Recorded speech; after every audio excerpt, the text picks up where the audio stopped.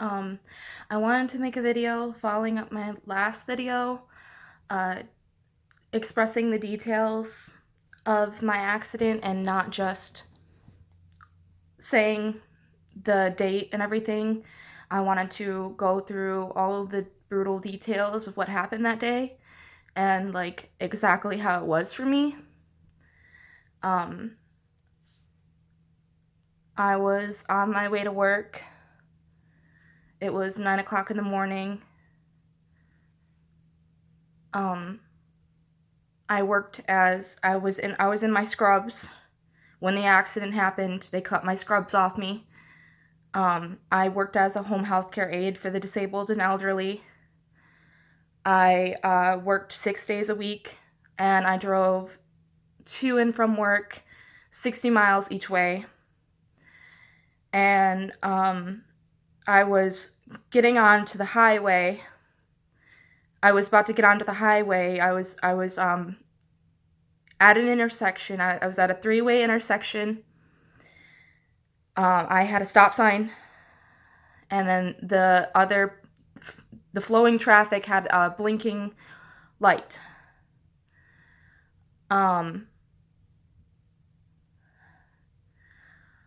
I stopped and looked both ways at this intersection. There was a semi and blocking my view of the oncoming traffic to an extent. I could see behind the semi, but the semi was a big blind spot. So, because this man was speeding, he was in the blind spot within the seconds that this happened. He was going about 20 miles over the speed limit, approximately. He was probably going about 70 to 75 miles per hour. I was accelerating. I was turning left. So you can imagine with the way that impact would happen of how it would hit. In regards to the situation, he was coming from the left side, and I was turning left. I only had seconds before I saw him while I was turning. I was already turning. I was already accelerating. I don't know how fast I was going. I was probably going about 25 miles per hour as I just started accelerating, of course. And I had merely seconds before I saw the truck, the front of the work truck. And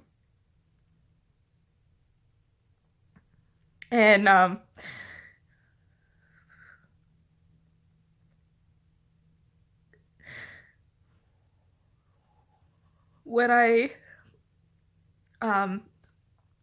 became conscious after being pulled out of my vehicle.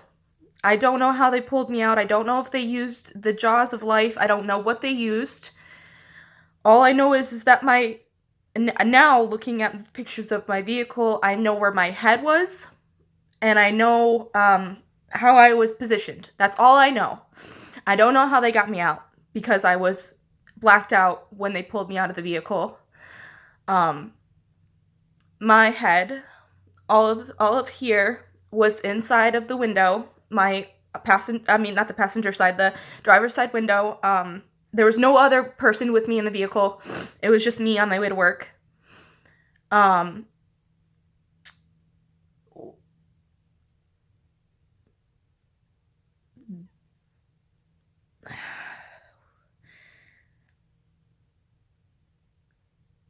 When I became conscious,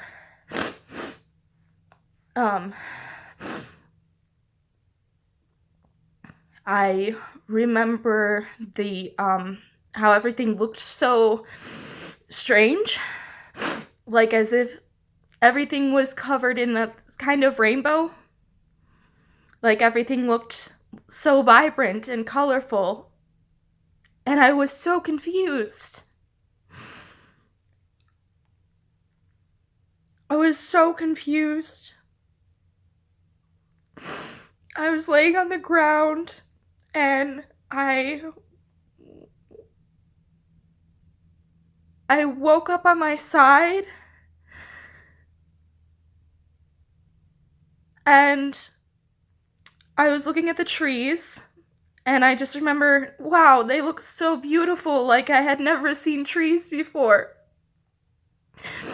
And it was because my eyes were covered, the contacts that I was wearing were covered in glass. And it saved my eyesight, actually, because if I hadn't been wearing contacts, I would be blind. Because the amount of glass that was shattered into my eyes. And I just will always remember how it looked, having millions of pieces of little tiny shards of glass in my eyes, looking through that. It was like I died, I thought. And I'll get more into that in a bit. And as you can see, actually, when I cry, this eye swells up from the glass that is still remaining in it, in that scar right there. And there's still a chunk of glass in there, so my eye swells up sometimes when I cry, or every time when I cry, actually. This eye swells up. That's why I look a little fucked up. And I remember what it looked like when I first opened my eyes. And then I will never forget the feeling of not being able to feel my leg, not being able to feel my face,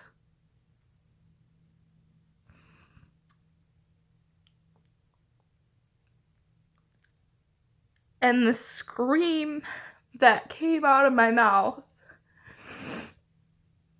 was so gross. Like, it was wet, it was gurgly from the blood, and it sounded like a dying animal. Like, I literally just, I didn't even sound like me. I sounded like someone else, or like an animal dying. Like, I did not, people don't make that noise. I couldn't get it out, but I was screaming. And I couldn't get it out all the way because of the amount of blood and the fact that my jaw was broken. And I couldn't feel my face. And I'll never forget how it felt to try to talk with a broken jaw is really hard. Especially when you don't know that it's broken yet. And you're trying to scream. And one of the first things I said was, what the fuck? I kept saying, what the fuck? I kept saying that because I was so confused. When I woke up on the ground and I started flailing my leg around. And I didn't know at the time that my leg was completely broken.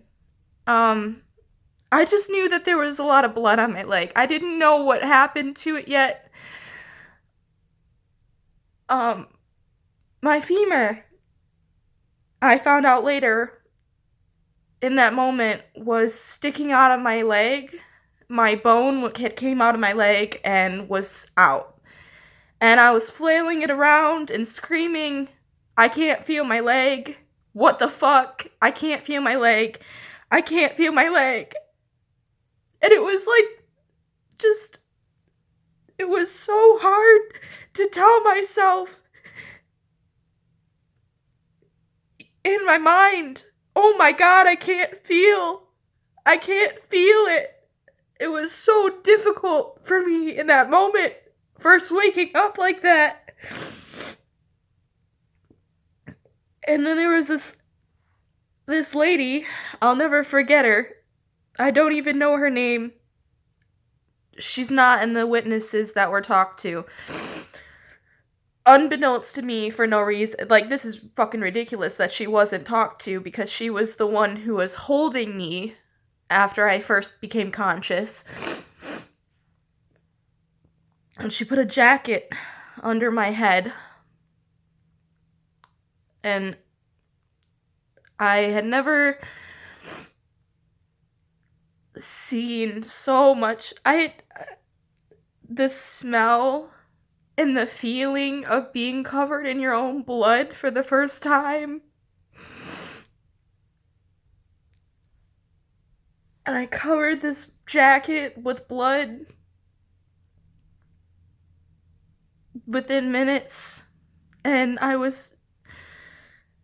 my arms weren't broken. I had some broken ribs, but my arms and my hands were still capable. And I clutched at her hands because she was the closest thing to me, and I clutched at her hands.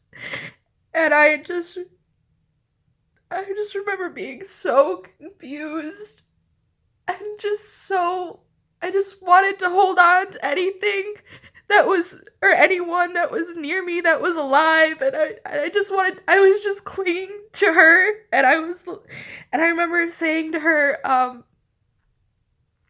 they were asking me questions, trying to get me to respond to see if I was responsive, and I was asked my name,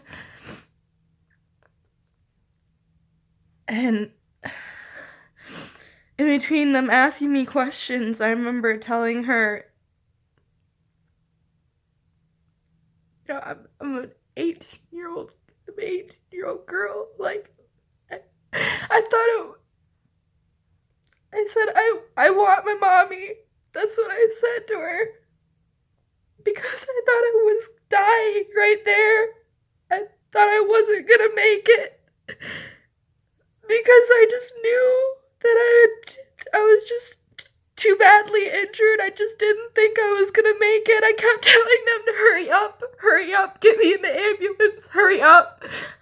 Because I knew that if I didn't get in the ambulance within seconds, then I was gonna die on that ground. And I was gonna die alone, and I was never gonna see my mom again.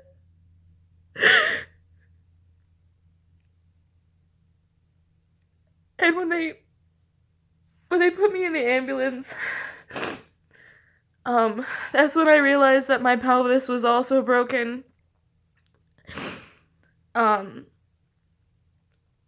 Because I could feel it in pieces, rocking back and forth as they set me down, and I was laying on the ambulance gurney and everything. I was laying there, and I could feel the pieces, and I could feel it, and that's what made me pass out again.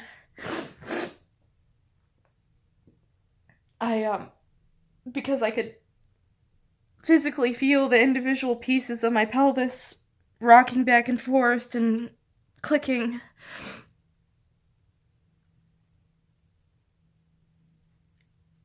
And that's the only part that I could feel.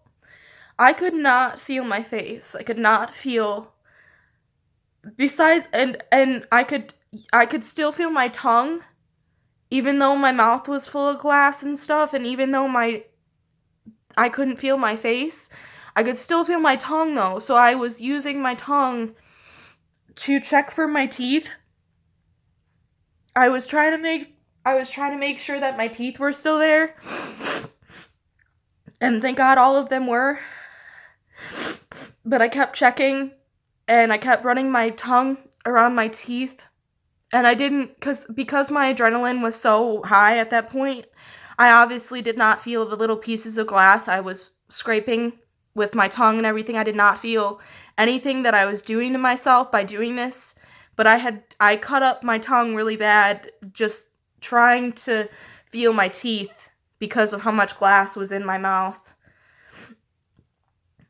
And that's the last thing that I was doing as I was passing out.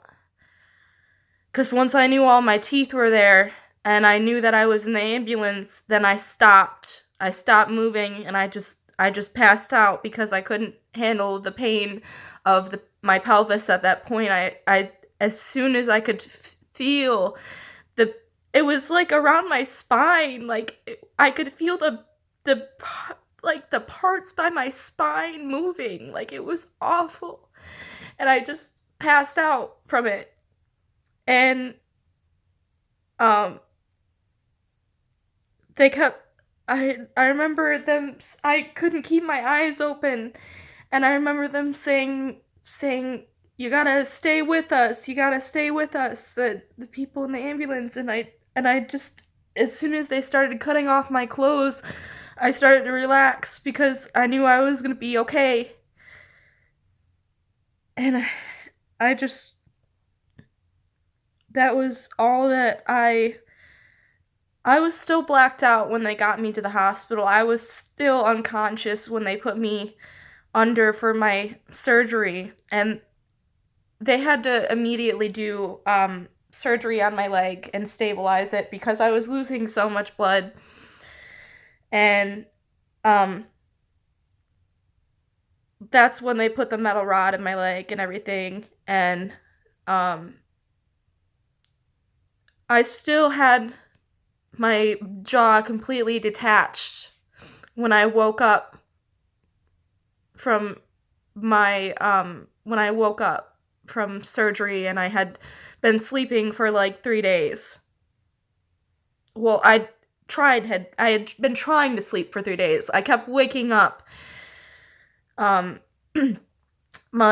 doctors kept asking my mom, "Does your daughter do drugs? Is she a drug addict? We can't get her to go to sleep. We're trying to put her in a medically induced coma, and she will not go down." And they ended up giving me 3 times the amount of fentanyl that a stage 4 cancer patient would need because of the amount of pain that I was in. They literally could not get me to go to sleep. They were literally dumbfounded and scared and kept accusing my mom of me being a drug addict because they didn't understand why my drug tolerance was so high. They didn't understand why nothing was working and why I was taking more medicine than a grown man would need. I mean, I'm literally 5'2", so I'm really short. I'm a really short girl, and they were literally like, "We don't understand, ma'am. Does your daughter do drugs? Is she on some kind of drugs that you don't know about? There's no way that she should be requiring this amount of fentanyl." And it took them, I think, 3 to 4 tries to get me to go down because I kept my adrenaline was just so ridiculous that I kept waking up in the hospital bed right after they had stabilized my leg, and I kept waking up and trying to rip out the tubes that were helping me breathe because I was so confused and angry, and I didn't know what the fuck was going on, and I hadn't registered yet that I had just survived what I had survived. I hadn't registered anything.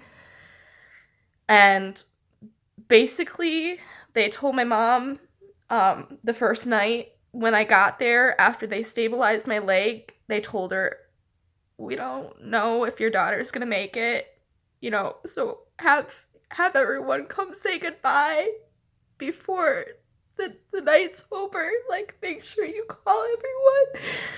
Because I only had a 50% chance to survive the first night because of all the blood I had lost and all the severe injuries, and I had also had a traumatic brain injury, and they didn't know if I was gonna make it. So, and they told her, if I did make it, they don't know if I'll be able to walk again. they don't know how long the nerve damage will be there because they had obviously already figured out that I had nerve damage at that point because of what I had been screaming to the ambulance people, like to the medics. I'm sorry, not the ambulance people. That's silly. I'm just crying and upset. But the medics, I screamed to them, I can't feel my leg, and I screamed to the sheriffs that were on scene and the cops that were on scene, I can't, they all heard me. So they know that I have extensive nerve damage at that point. They can obviously see it from surgery. They can see it in my face. I wasn't able to move my lips.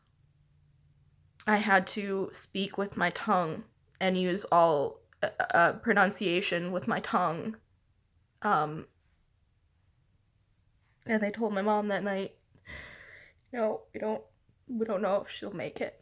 And if she does, we don't even know if she'll walk again because of all the damage that's been done. So, here I am today. I survived. I barely survived.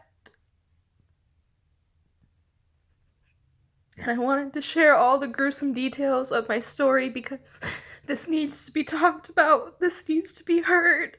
People need to know what this is like. That there are people like me out there who have survived the impossible. And I wanted to share my story.